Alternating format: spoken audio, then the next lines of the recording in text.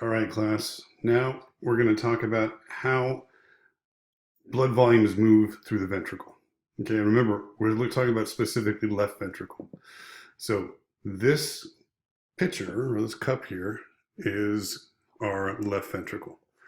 Now we're looking at it and we're assuming that we have just finished an ejection.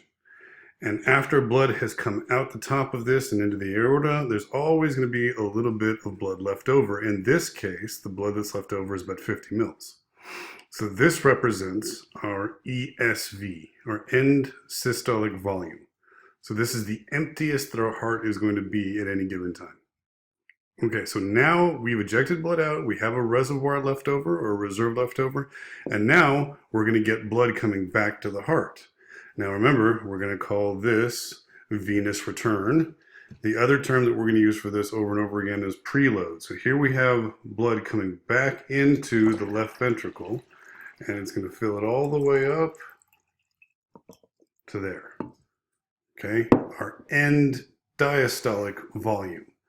So this is the fullest the heart is going to be. So at the end of diastole, that's during the resting, relaxing, refilling phase, we have blood coming back in. And then we fill that all the way up. So EDV is going to be the fullest the heart can be. This is 130 mils. Okay, now we're going to actually be pumping blood out. So now we're going to go into our systolic phase, and we're going to pump blood out to the aorta. So this cup represents the aorta. And we're still pumping, and we're still pumping until we get up to there, 80 mils. That represents systolic volume, or sorry, stroke volume. Stroke volume is the volume of blood that we pump out of the left ventricle with each beat. Okay, so we have our three terms there. And diastolic volume is the fullest where our heart's going to be.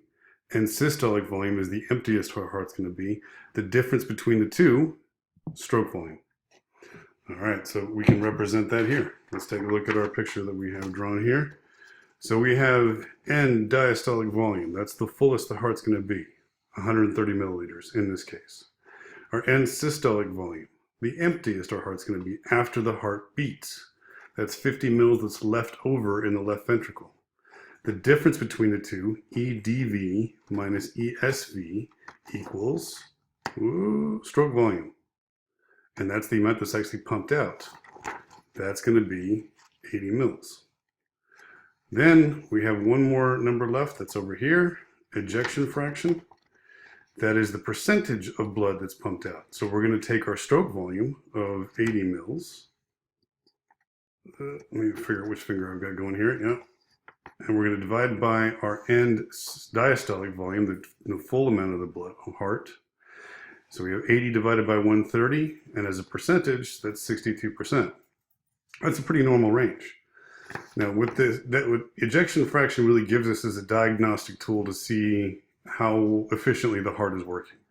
At rest, you should be somewhere in the 60s, maybe 70s if you're very, very fit. If you're not, and you have congestive heart issues, then that number might drop down into the 40s. You have a very poor ejection fraction. You're not getting very much blood out of the heart. Okay, that's that one.